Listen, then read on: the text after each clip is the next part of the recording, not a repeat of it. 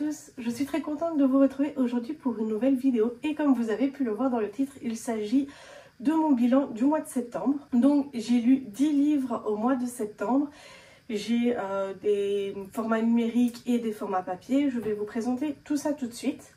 Comme vous pouvez le voir, j'ai un petit peu mon setup qui a changé parce que j'ai oublié mon trépied, je sais pas où je l'ai mis et j'avais pas envie de le chercher. Donc voilà pourquoi c'est un petit peu autrement que d'habitude.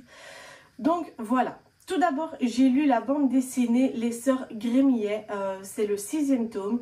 Et vraiment, j'ai beaucoup aimé. Là, cette fois-ci, ils vont participer, enfin les 3 sœurs vont participer au mariage de la meilleure amie de leur mère. Et ils vont se disputer. Et voilà, il va se passer des choses entre elles et tout ça. Et on va découvrir, voilà, les liens du sang sont plus forts que tout.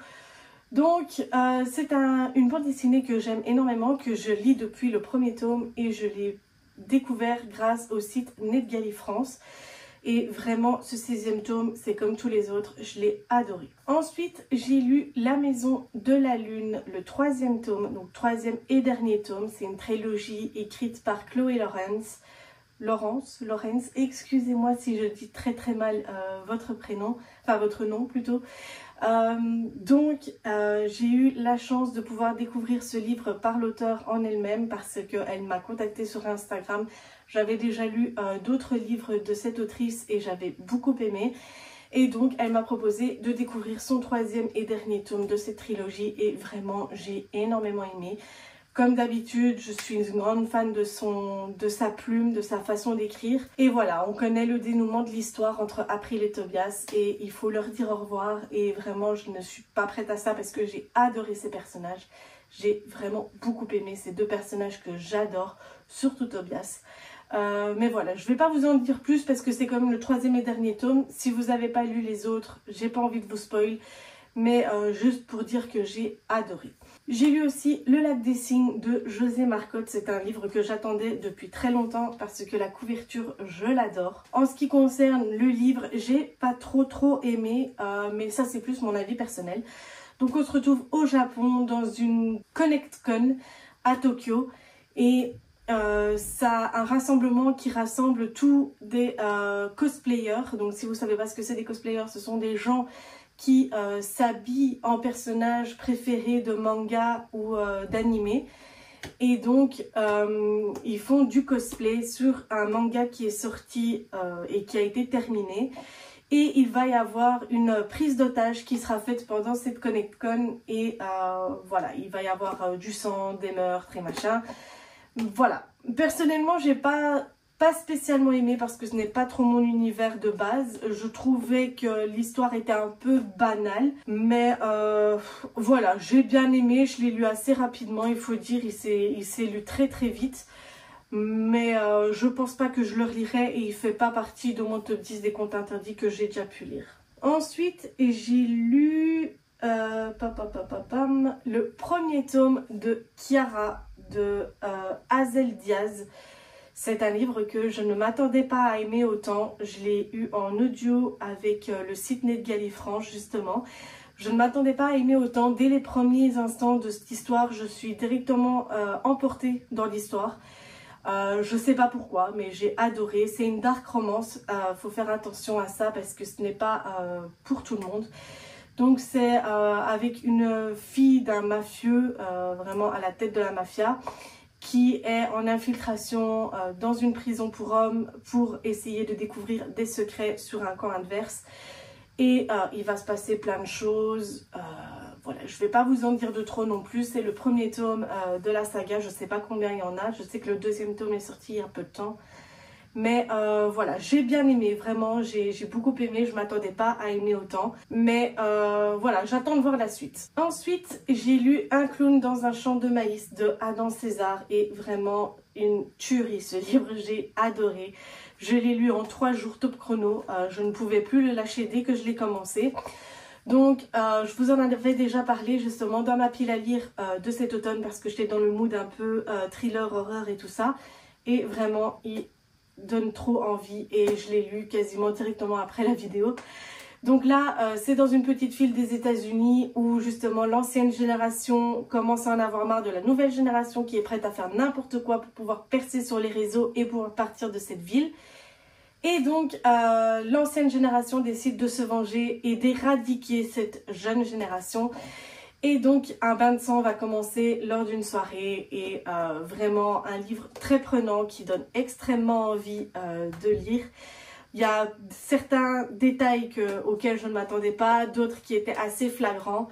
Mais j'ai beaucoup aimé parce que les jeunes ne se laissent pas faire, ils attaquent leurs attaquants, si on peut dire.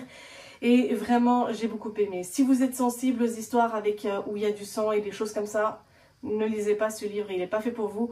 Mais honnêtement, si ça ne vous dérange pas et si vous êtes comme moi, vous aimez cet univers un peu scream, slasher, Souvato l'été dernier, des choses comme ça, alors je pense que ce livre est fait pour vous. Ensuite, j'ai lu aussi le premier tome de la bande dessinée Alia, l'apprentie sorcière, je pense, si je ne dis pas de bêtises. J'ai eu grâce à Ned Gali, encore une fois. Vraiment, c'est une bande dessinée que j'ai beaucoup aimée. C'est une petite fille, donc Alia, qui, au décès de son grand-père, apprend qu'il y a une passerelle magique entre les deux mondes. Et elle va pouvoir aller dans un autre monde où elle est une grande sorcière à devenir parce que c'est une petite. Et donc voilà, là j'ai hâte de connaître la suite. J'ai beaucoup aimé aussi les graphismes de cette bande dessinée. J'ai beaucoup adoré, j'ai trouvé le personnage principal tout mignon. Ensuite, un livre qui ne rentre pas dans la catégorie horreur et automne. Il s'agit de Just for the Summer de Abby Jiménez. Je l'ai lu parce que je l'avais commencé en été. Et comme il me restait un peu plus de la moitié à lire, je l'ai terminé comme ça, j'en étais quitte. Enfin, je dis j'en étais quitte, mais j'ai adoré ce livre. Honnêtement, encore une fois, je ne m'attendais pas à aimer autant un livre. Je l'ai commencé, j'ai ouvert les premières pages et j'ai adoré. J'ai adoré l'histoire entre Justin et Emma et vraiment... Justin est un book boyfriend parfait pour moi, je trouve. Honnêtement, j'ai adoré sa manière d'être, sa manière de penser, et son côté comment dire, son côté très familial mais très responsable. Vraiment, il est très mature, il est très responsable et c'est ce que j'ai adoré avec ce personnage. J'ai beaucoup aimé le personnage d'Emma aussi, qui elle a un peu plus de mal à s'ouvrir aux autres. Elle a qu'une seule amie dans sa vie, elle a eu beaucoup de problèmes avec sa mère. Et donc, voilà, elle prend des prises de conscience tout au long du livre. Je dois vous avouer aussi que quelque chose d'étonnant, j'ai pleuré en terminant ce livre. Je ne m'attendais pas à avoir autant d'émotions à la fin de ce livre, vraiment. J'ai pleuré toutes les larmes de mon corps. Vraiment, ça ne m'était plus arrivé depuis très longtemps. Mais si vous avez lu ce livre, dites-moi dans les commentaires si vous aussi, ça vous a fait la même chose. Mais voilà, le début, j'ai adoré, j'ai été emportée, j'avais lu la moitié du livre sans même m'en rendre compte. Et après, bah, la fin, j'avais une boule au fond de la gorge en le terminant parce qu'en même temps, j'avais pas envie de le terminer parce que je m'étais attachée au personnage, quelque chose que ça n'était plus arrivé depuis très longtemps. Mais en même temps, j'avais pas envie de le terminer, j'avais pas envie de quitter cet univers, j'avais pas envie de quitter ces personnages que j'ai adorés. Et vraiment, l'histoire, elle m'a transportée. Vraiment, franchement, ce livre est top. Ensuite, j'ai lu Chimère de feu et de fantasmes de Ninon Iris H. Je l'ai pris dans l'abonnement Kindle fin août quand il était sorti et je l'ai lu directement. Là, on continue à suivre les aventures d'une chimère qui se bat malheureusement contre son camp parce qu'il y a des problèmes avec des anges. Et dans celui-là, elle remarque que ce qu'elle prenait au départ pour des adversaires se retrouve être des alliés. Et donc, une histoire avec des démons, des anges noirs, des anges tout court, des chimères et des choses comme ça. Vraiment, j'ai beaucoup aimé. Encore une fois, c'est un deuxième tome, donc je ne vais pas m'attarder plus que ça. Parce que si vous n'avez pas lu le premier, je n'ai pas envie de vous spoil. Si vous aimez les histoires de harem inversé, donc c'est si vous ne savez pas ce que c'est un harem inversé, c'est en fait le personnage principal qui est féminin a plusieurs partenaires masculins et elle ne fait pas un choix entre 3, 4 ou 5 partenaires. Elle les a tous et en accord avec les partenaires en question. Vraiment, c'est mon premier harem inversé avec les chimères de braise et de cendre. Je sais plus c'était quoi le premier. Et vraiment j'avais adoré, et encore dans celui-là c'est encore mieux. Il y a des passages qui sont quand même assez explicites, donc ce n'est pas pour tout le monde bien évidemment. Mais vraiment j'ai beaucoup aimé. Ensuite, l'avant-dernier livre que j'ai lu ce mois-ci, il s'agit de Butcher and Blackbird de Brynne Weaver. C'est encore une fois une dark romance que j'ai terminée il y a 2-3 jours je pense maintenant. Et j'ai beaucoup aimé. Voilà, donc c'est une histoire de 2 serial killers, un masculin, un féminin, qui organisent un petit concours une fois par an. Ils prennent une cible au hasard, donc un autre serial killer, et le premier qui le tue a gagné, et ils font ça pendant plusieurs années. Il y a des meurtres, il y a de la romance et des choses comme ça, donc encore une fois à prendre avec des pincettes parce que c'est une dark romance, ce n'est pas faire pour tout le monde. Mais ça je sais que c'est le premier tome, il y a encore 2 autres tomes.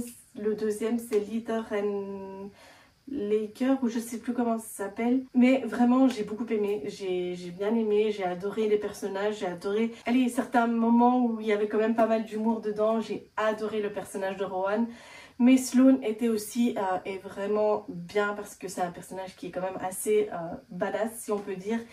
Et vraiment, j'ai passé un très très bon moment en lecture. Et le dernier livre que j'ai lu, je l'ai terminé aujourd'hui même, c'est La Psy de Freida McFadden. Si vous savez, Freida McFadden, c'est l'autrice qui a écrit la trilogie La Femme de Chambre. Et vraiment, j'avais beaucoup aimé, sauf le 3. Et donc, ce n'est pas le premier livre que je lis d'elle, en dehors de cette trilogie-là, bien sûr. Mais La Psy, c'est un de ces derniers qui est sorti et j'ai beaucoup aimé. C'est un couple, un couple de jeunes mariés qui décident d'aller visiter une maison pour l'acheter. Mais il y a une tempête de neige qui empêche l'agent immobilier de venir les rencontrer à la maison. Mais eux sont déjà arrivés et ils restent bloqués là à cause de la tempête de neige. Et cette maison, en fait, en réalité, est celle d'une psychologue qui a disparu sans laisser de traces. On sait pas, enfin, à mon avis elle est morte. Enfin, ils disent dans le livre qu'elle est morte mais ils n'ont pas retrouvé son corps et des choses comme ça. Et en fait tout au long du livre on va avoir des flashbacks sur ce qui s'est passé avant, parce que le personnage féminin trouve un emplacement où la psychologue gardait ses cassettes audio des consultations qu'elle faisait avec ses patients. Et en fait, on fait des allers-retours entre le passé et le présent. Et honnêtement, pour moi, le dénouement, je ne m'attendais pas, mais pas du tout à ça. Vraiment, je suis tombée des nues. J'ai adoré parce que j'avais dès le début une pensée dans ma tête, mais c'était pas ça du tout. Après, je m'étais dit, c'est vrai que c'est un peu trop gros si c'était le cas, mais bon. Voilà, ça c'était mon avis.